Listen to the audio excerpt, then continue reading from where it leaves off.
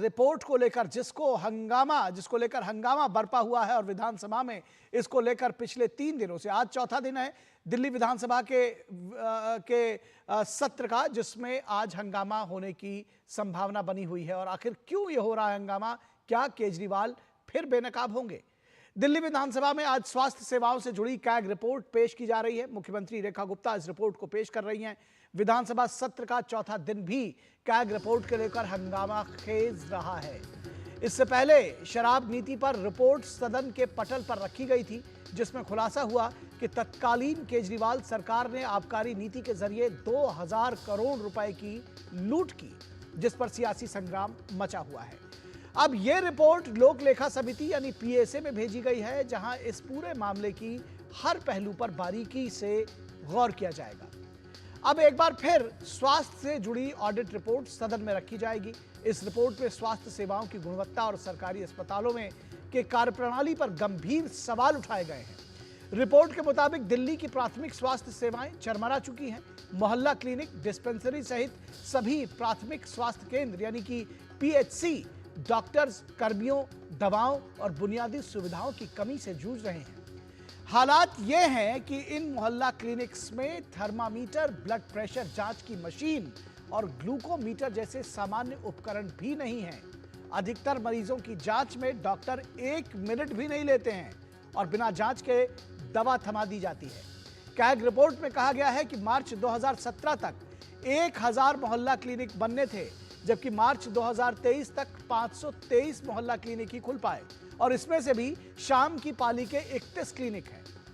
31 मार्च 2020 के बाद अब 3 वर्षों में सिर्फ 38 क्लिनिक बन पाए हैं। तो आप स्थिति समझ सकते हैं। कैग ने 4 जिलों के 218 मोहल्ला क्लिनिक का ऑडिट किया। कैग ने 74 क्लिनिक्स का संयुक्त रूप से निरीक्षण भी किया और पाया कि 53% यानी कुल 39 मोहल्ला क्लिनिकों में 75% से भी कम आवश्यक दवाएं हैं। जो जरूरी दवाएं हैं उनमें 75% भी नहीं मौजूद है।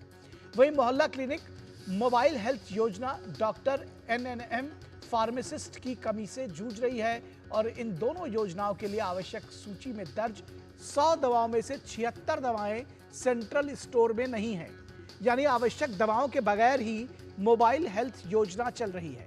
वहीं वर्ष 2016-17 से 2021-22 के बीच पीएचसी के निर्माण के लिए 35 करोड़ 16 लाख रुपए आवंटित हुए, जिनमें से केवल 9 करोड़ 78 लाख रुपए ही खर्च हो सके। यानी कैग रिपोर्ट से साफ है कि जिस मोहल्ला क्लिनिक को इंटरनेशनल स्टैंडर्ड का बताते हुए अरविंद केजरीवाल थकते नहीं थे और अपनी सियासत चमकाते रहे, वो उनकी हकीकत कुछ और ही है। अब आम आदमी पार्टी से कुछ कहते बन नहीं रहा है। उनका कहना है कि भाजपा का रवैया काम करने का कम और आम आदमी पार्टी को गालियां देने का ज्यादा लग रहा है। लेकिन यह सवाल आम आदमी पार्टी से पूछा जाएगा कि अगर पिछली सरकार में कुछ गलत हुआ है तो उस भ्रष्टाचार को, उस गलती को उजागर करने का क्या मौजूदा सरकार को अधिकार है या नहीं। तो सारी सियासत अब कैग रिपोर्ट्स पर आकर टिकी हुई है और बीजेपी नेता सतीश उपाध्याय का कहना है कि दिल्ली की जनता के साथ जो धोखा हुआ था वो अब इन कैग रिपोर्ट्स के जरिए सामने आ रहा है और इसके जरिए दूध का दूध और पानी का पानी हो जाएगा। पीएसी में ये पूरा विषय जाएगा और निश्चित रूप से दिल्ली के जनता के साथ जो बड़ा भ्रष्टाचार हुआ है, जिस प्रकार से घोर अनियमितताएं हुई हैं और अपने आप को पारदर्शी कहने वाली पार्टी जिसने दिल्ली के लोगों के साथ धोखा किया, बड़ा भ्रष्टाचार किया, तो निश्चित रूप से एक एक पैसा दिल्ली के लोगों का वापस आने की अब तैयारी है। और आम आदमी पार्टी के नेता प्रियंका कक्कड़ का कहना है कि कैग रिपोर्ट को सदन में पेश करना एक सामान्य प्रक्रिया है। भाजपा की आदत है कि हर चीज का एक नैरेटिव बिल्ड कर देती है कि सीएजी रिपोर्ट को भी सेशन में पेश होना ही था, क्योंकि लास्ट जो हमारे मुख्यमंत्री थी आतिशी जी, वो सारी फॉर्मेलिटीज पूरे करके गए थे और उन्होंने स्पीकर को एक सील्ड एनवेलप में सीएजी रिपोर्ट भेज दी थी, जो अब पेश हुई। वैसे भी ये एक सामान्य प्रक्रिया है। ये एक सामान्य प्रक्रिया है, प्रियंका कक्कड़ कह रही हैं। तो ये सवाल पूछा जाएगा कि ये सामान्य प्रक्रिया पिछले 14 सीएजी रिपोर्ट्स की 10 वर्षों के दौरान आम आदमी पार्टी ने क्यों नहीं की थी।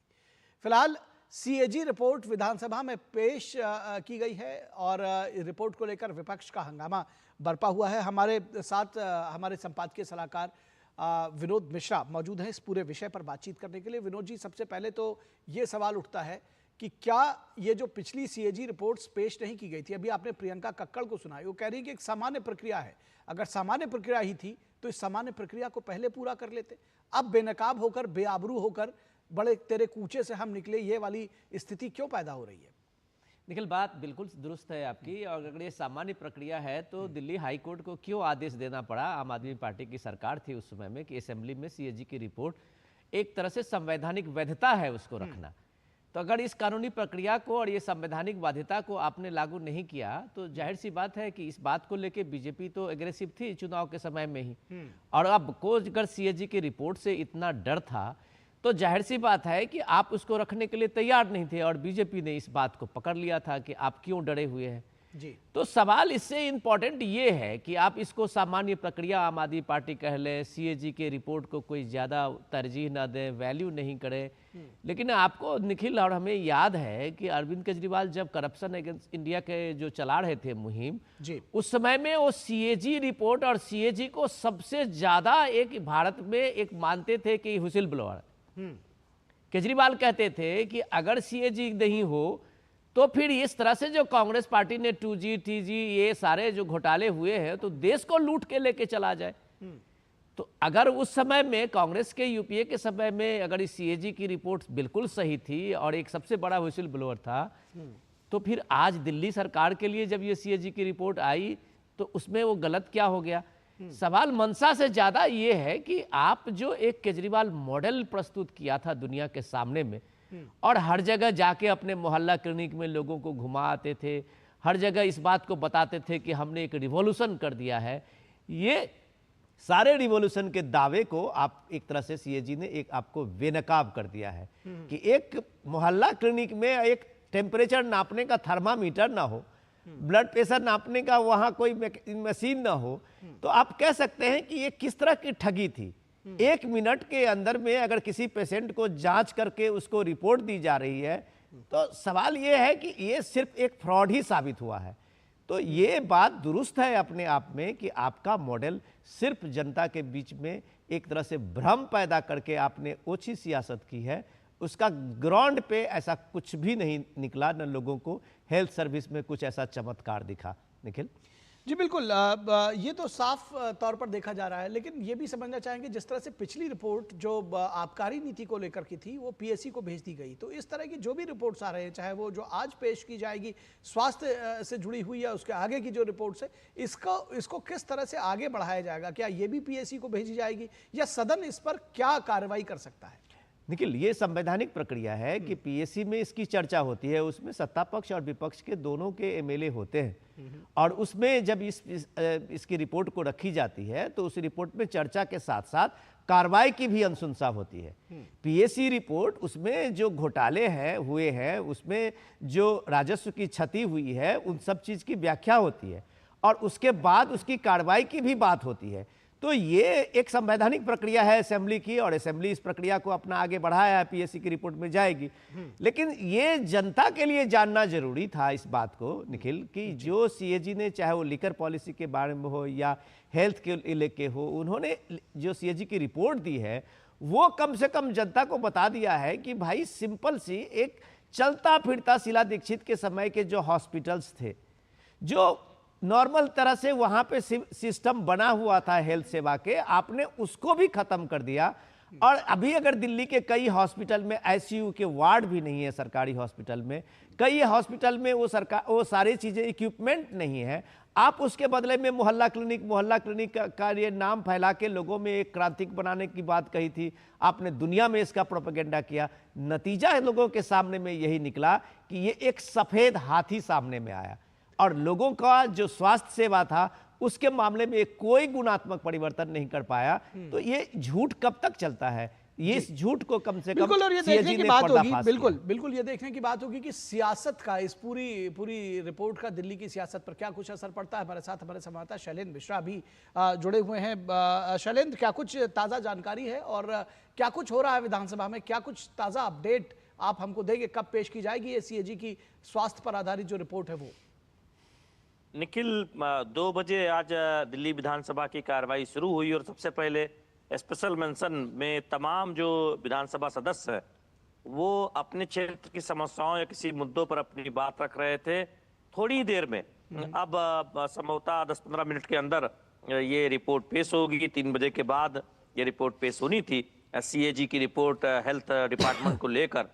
इसमें तमाम खुलासों की बात कही जा रही है कि किस तरह से अरविंद केजरीवाल की जो सरकार थी पूर्व की, उसने पैसे का सदुपयोग नहीं किया या फिर जो कुछ किया जाना था कोरोना के दौरान वो भी सुविधाएं नहीं दे पाए। जबकि हम जानते हैं कि मोहल्ला क्लिनिक को लेकर कितना ढिंढोरा पीटा गया था और उन मोहल्ला क्लिनिक में भी तमाम सुविधाएं नहीं थी।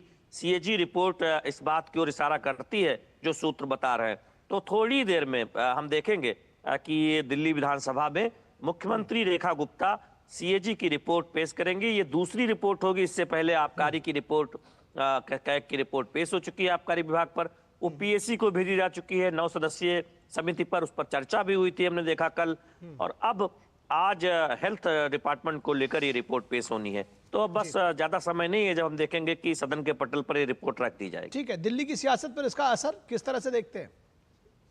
देखिए, इसमें बीजेपी के पास एक और मौका मिला है कि वो आम आदमी पार्टी की जो सियासत रही है उसको जनता के बीच बेनकाब कर सके कि सीएजी कोई राजनीतिक दल का लगाया आरोप नहीं है। सीएजी में अगर कोई बात जिक्र की जाती है तो प्रमाणिक दस्तावेज है जिसे सदन के पटल पर रखा जाता है। तो अब ये सवाल और गहरे होंगे कि क्या इसीलिए आम आदमी पार्टी की जो सरकार रही केजरीवाल और आतिशी की, वो इन रिपोर्ट्स को सदन के पटल पर रखने से बच रही थी और सारे हथकंडे अपना रही थी।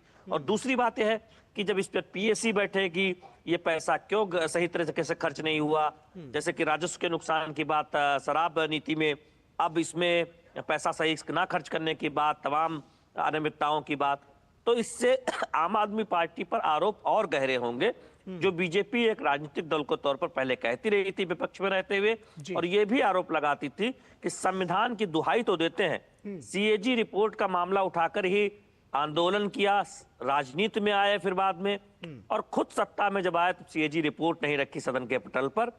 और अब जब सत्ता से बाहर है तो जनता देख रही है कि इन्होंने कितना भ्रष्टाचार तमाम विभागों में किया। बिल्कुल, आपने जो आखिरी बात कही कि जनता भी बहुत गौर से इस पूरी रिपोर्ट को, इस पूरी सियासत को देख रही है कि आखिर कितना भ्रष्टाचार हुआ है, क्या कुछ कहते थे और क्या निकले आप। फिलहाल बहुत शुक्रिया इस तमाम बातचीत के लिए आपका, शैलेंद्र मिश्रा, और विनोद मिश्रा जी आपका भी शुक्रिया। लेकिन हम आपको आगे की रिपोर्ट्स में जोड़ेंगे। फिलहाल